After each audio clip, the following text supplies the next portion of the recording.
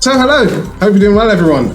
Yes, we in our typical fashion of like bringing new things, we have brought a new segment, and what better timing, because I completely forgot, but some of you might not have. This week is our birthday week. We are coming up to the 2nd anniversary of Pick Up the Mic, and there'll be some more cool stuff coming out, some announcements as well, so keep an eye out for that. But yeah, we've got this new let's say podcast, so to speak, under the Pick Up the Mic network, which is called Society Spotlight, Uncovering the Diverse Communities of Brunel. So we're going to be bringing on a society and a committee member every episode, and we're going to be discussing a bit more about their society, learning a bit more about them, what their society does, but more importantly, how you can get involved. So yeah, let's start off with our first ever guest. So hi Gigi, how you doing? Hi, I'm doing good. I wanted to be first guest. Yeah. What better way to start the series? Could you just let us know a bit more about you and, more importantly, what society you're representing today? Yeah, so my name is Jihan. I typically go by Gigi. I'm part of the Sport Health Exercise Society. Just to clarify, don't have to be a part of the course to join. I think a lot of people get confused about that. But yeah, it's a very new society. We just started it. Just had our first event. It went well. But yeah, we're looking for tons of more people to join. Oh, wow. I think this is the best opportunity to raise awareness about your society and, for students to learn a bit more about what you do. So, I guess going on to our first official question, a lot of people might not know. Your society is very new, very recent. But yeah, I just wanted to ask, why did you and your committee members essentially decide to start your society?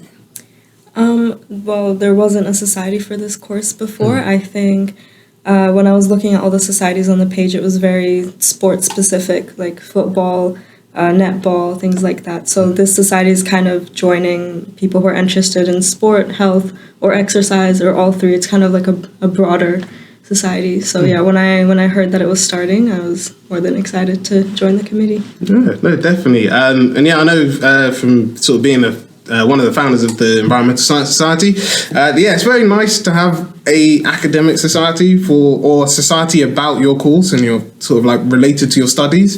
Because like you said, there's a lot of like, and again, I think it's this corner of YouTube, and if I got it right, I'm so happy. But we've done episodes on like with the Hindu Society, we've done some with the Portuguese Society, and like we mentioned, there's a lot of like cultural societies, there's a lot of general interest societies, sports societies, but academic societies, especially for Chimels, the College of Health, Medicine and Life Sciences. There aren't a lot of societies for academic societies for it. So it's great to have another one. It's great to have another one. And like you said, we might include some pictures from their first social. But it looks really good. And I'm so glad to sort of have you to have you guys here. I think the next question, because I also realised that without sort of planning it, I've sort of like skipped. Like, I've already answered some questions already. So, I'm going to try and throw in some impromptu ones as we go along. But I guess the next one is, we're sort of halfway through the academic year. But what are some of the activities, that your society are sort of like planning for the rest of this year, possibly even the next academic year? Because I know, for example, you mentioned your first social, like I said, went really well. But what are you planning sort of going into the next? Well, I mean, we've still got like a month to go this term, but also for the next term, what are your plans? Yeah, so we just had our meet and greet, just the first event to get to know people, and our next one is going to be sort of like a game night. We're going to have some friendly competitions, some games going on. Some of my ideas were to collaborate with the other societies, like the Powerlifting Society, maybe get some more like exercise focused things going on, because there's already a lot of sport focused things. So we're really looking to collaborate with some other societies, get some events, get more people coming in. No, that sounds really good. And I think that's one of the most important things about societies, is the collaborations that sort of come with it.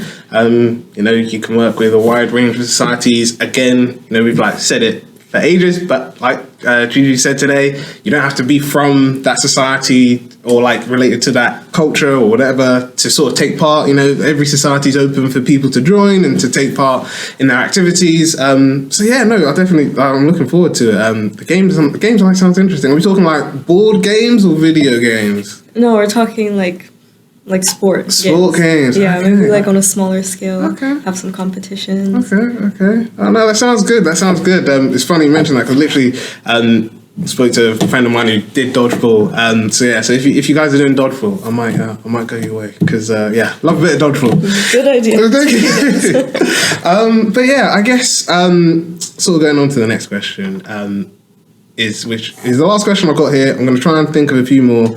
But yeah, why should students join your society? I guess because you're sort of like a academic society, there's I guess it works in two ways. So why should students who study your course join your society? But also those who don't study your course, why should they join your society as well? Like I said, it's kind of a broader society. So, I mean, from my view, I'm looking to get, people who've never played a sport to people who are have been playing for years, to kind of unite people on all different levels, get to know others. And I think sport and games is a really great way to connect with other people, kind of really easy icebreaker.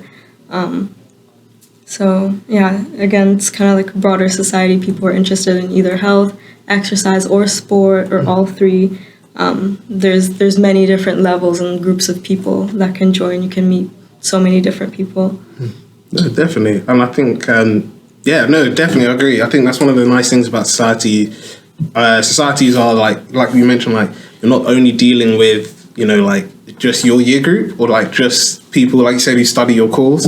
You're dealing with a wide range of people from the university. Some are master students, some are PhD students, some are undergraduates, some are foundation, from all walks of life. And it's really great to sort of have that different levels of interaction because again, hopefully it's this corner, we did an episode on making the most out of university, and sort of one of the things that we mentioned in that is when you get involved in societies, you are sort of interacting with a lot more people than you would per se obviously if you didn't join a society, but also if you weren't at university, and that's one of the great things that the university offers. Yeah, so we're kind of just looking for a big mix of people because, for example, if you join the football society, you're probably going to meet people who have been playing for years, or it's all just football. But here it's kind of multiple different groups. Yeah, definitely.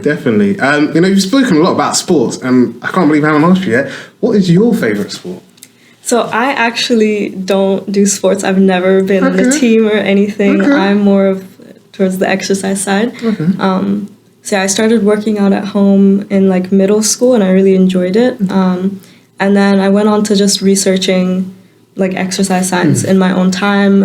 I joined the gym, and for years I've been training. Unfortunately, there hasn't been a long period of time where I could go consistently. So I haven't made the gains or anything. But in my own time, I really loved just researching exercise science on my own. Okay, no, that's really cool. And I think it's really interesting to see that sort of that your passion, I guess, come through to your course. Because I don't know how many people that could say that, for example, like you said, you sort of researching it yourself, you weren't necessarily doing it as a part of your studies or sort of to sort of develop interest in the area. You're sort of doing it because you're passionate about it and you really enjoyed researching it and learning more about it. Do you have any, I'm sort of putting you on the spot here, but do you have any interesting facts about exercise science or anything like that? I just think, my main focus is in the gym, and I really want to become a personal trainer because my main pet peeve is that there's so much false information on the internet. A lot of people, TikTok has become a huge information source. So I see a lot of trending videos on there that a lot of people might follow because they can't be bothered to take the time to research it. Not everyone can do that, so they just see an influencer doing some sort of movement, and then you go to the gym and see everyone doing it. For years, I even fell victim to that. That's why I take it personally, because I see a lot of people potentially wasting a lot of time getting these things from the internet. So that's why I think it's really important to research, and that's why I want to become a personal trainer to really help people not waste their time. No, definitely. I think that's true. Like you said, internet, great thing, can be useful. But also, like what you mentioned, there's like so much misinformation. Sorry, even like not even just like with exercise, like with in general. And I think it's one of those things, especially like when you see like influencers or celebrities, and they're like doing things, and I think especially like you said around fitness, because like whether it's to do with like the post-Christmas. New year, new me, let's go into the gym, let's exercise, and you're seeing information there. When it's like, oh yeah, the summer's coming, need to get, your body sort of summer ready. Like you said, a lot of misinformation just gets like thrown all over the place. Yeah, because it's also a very like vulnerable thing that influencers can take advantage of. Like promoting bad products or, like flashy looking exercises because they get paid for it. They get more views, even though it's really harmful to the viewers. It's really vulnerable because there's so much stigma of like, you need to look this way, you need to do this, New Year's, join the gym, all of that. So yeah, that's why I'm really passionate. No. Honestly, it's really great. I feel like we could even do a whole episode on that itself. Addressing the misconceptions of exercise science. Maybe we'll see. But yeah, I guess one last thing before we sort of like bring this to a close is you are currently in your first year at Brunel. So this is like a two-part question. So it's good. The first part is, how have you found like your first year at university? Because in our previous episode about societies, and again, praying that it's this corner, we spoke about. So I spoke with Jazz, who sort of, if you do anything with the union and the university and your society, you probably know of her. But we were speaking about how when it comes to like university, especially when you're in first year, you're like, idea is I need to join like as many societies as possible, because you're sort of like a child in a like chocolate factory. You're just like, oh yeah, I want to join this society and this society and this society. And then like we were just like, when it comes to your second year, you're just like, well, you know what, maybe I'm just going to reduce the societies I'm in just a small bit. But yeah, I guess my question to you is, how have you found like your first year at Brunel is the first part, and then what's like, again, it can be 3 pieces of advice, it can be 1. But what would be your advice, for anyone who's sort of going into Brunel? So it can be for someone who's specifically studying your course. It can be it could be like more generic. But yeah, what would be? So I guess the first thing is, how have you found your sort of? I mean, it's not the end of the year, but how have you found your time at Brunel so far? So my course, I've really enjoyed it. First semester was a bit boring. Second is a bit better, a bit more interesting. I did IB in high school, the International Baccalaureate. So that was really tough. A lot of people say that if you do that in high school, then college will be a breeze, like university. I found that a bit true. I think it's really prepared me. I've really enjoyed my course. The 9 a.m.s are a bit difficult.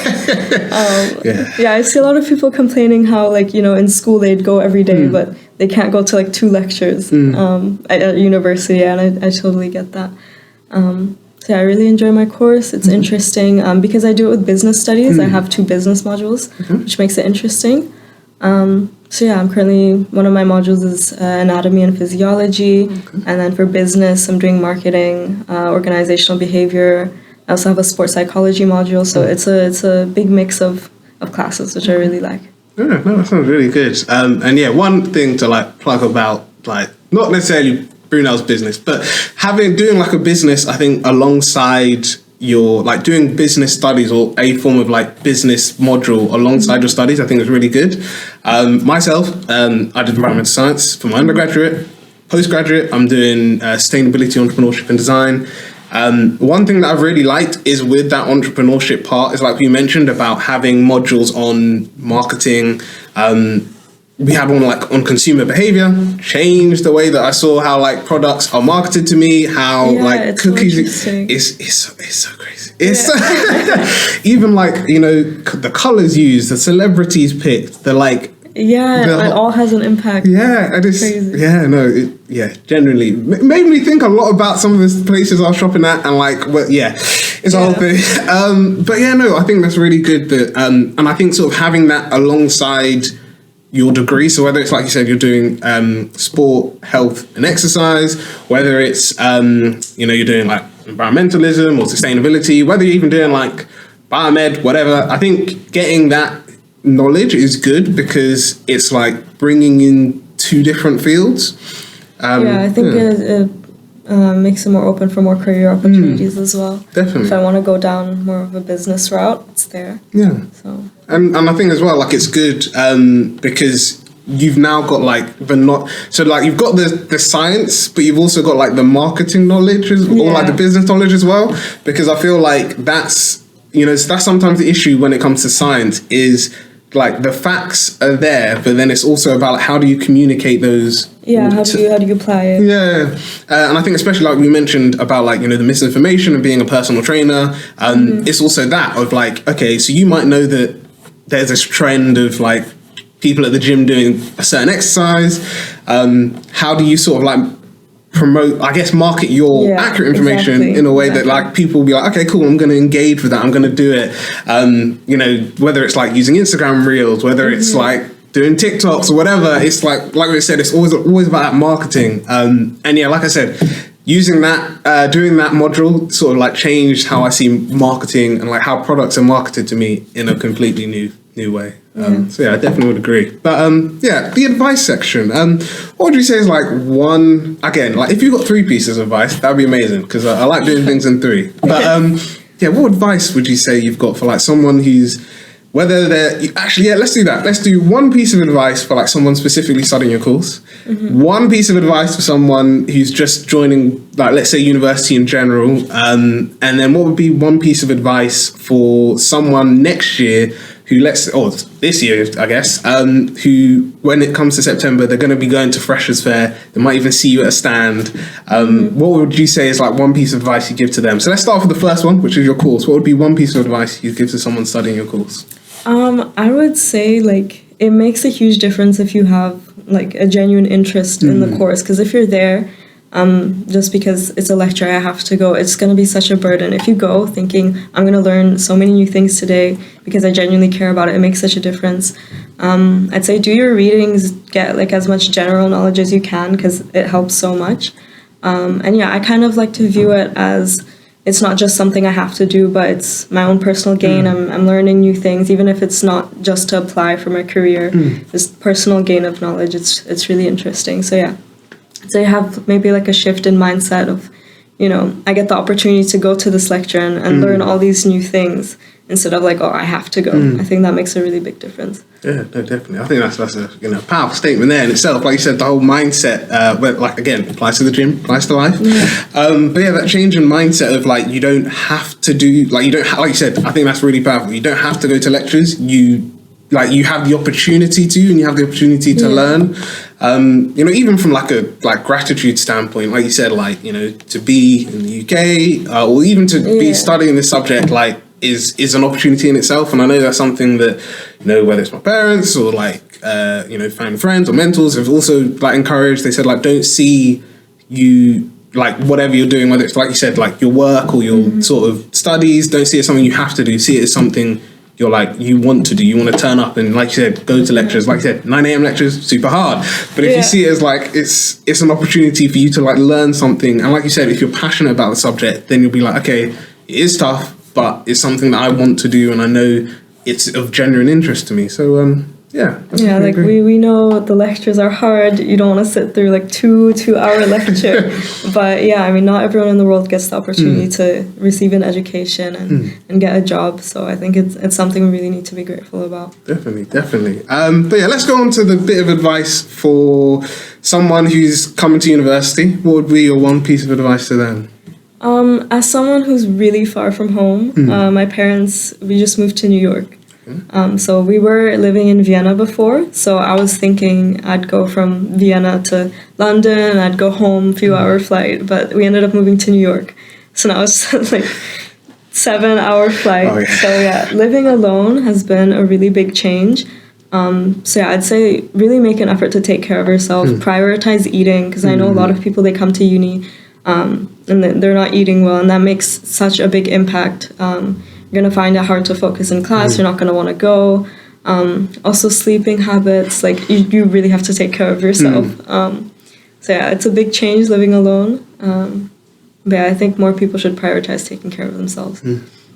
No, definitely. I think that's true. I think, even like you said, like the sleep thing, don't be one of those people. We've discussed it before, but please don't be one of those people that does everything last minute. Whether it's your coursework, whether it's just assignments you have to just do for your lessons, please don't do it all last minute. Like you said, like prioritize your eating, even like your budgeting, like how you spend money.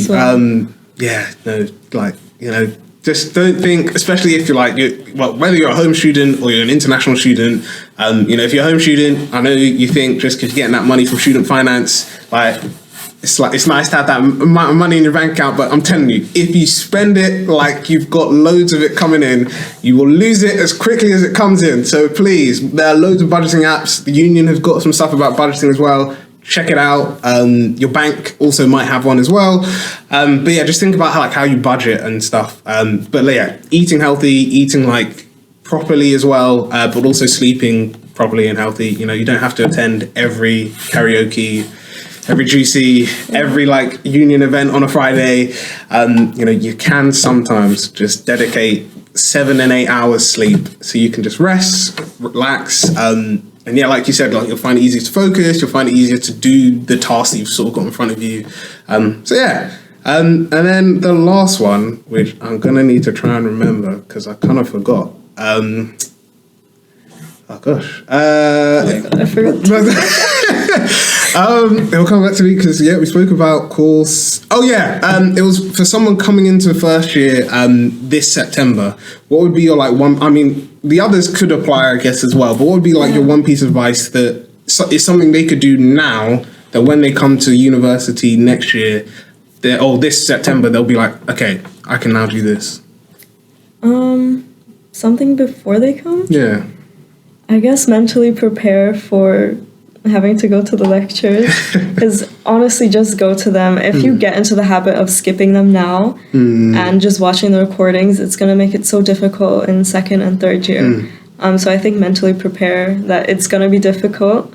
I think it's different from school because you'd go at 8 a.m., stay the whole day there, and then come back. But here it feels a bit more optional, I get that. Yeah, it's spread out through the day. You can go to your 9 a.m. You might have others that, sometimes I end up skipping because I go to my 9 a.m. and I'm like, I can't be bothered. But yeah, I think mentally prepare yourself to make sure that you go to your lectures because it does make a difference. I know people say first year doesn't count, but if you set the habit this year, I think the next 2 years will be easier. No, definitely. And I know, from personal experience, when you miss a lecture, everyone's just that person just I'll go back, I'll watch the recording, don't worry. But yeah, life has a way of catching up with you, and that recording will just sort of pile on. And like what you said, if it's a weekly habit, you'll just be like, okay, cool, I'll just watch it this time, and then something else might pop up, and then you'll find out it's coming up to exams. You've only maybe attended 3 of the lectures, and I think also, like you said as well, from a professional point of view, it's also that as well. You might not necessarily like the fact that you've got to wake up. If your journey's long and you have to sort of commute into your workplace, you might not necessarily like that. But like you said, it's if you prepare yourself now and you're sort of okay, I'm going to be on top of things. I'm going to attend 9 a.m. lectures, and then I'm going to go through the day and focus and do this and do that.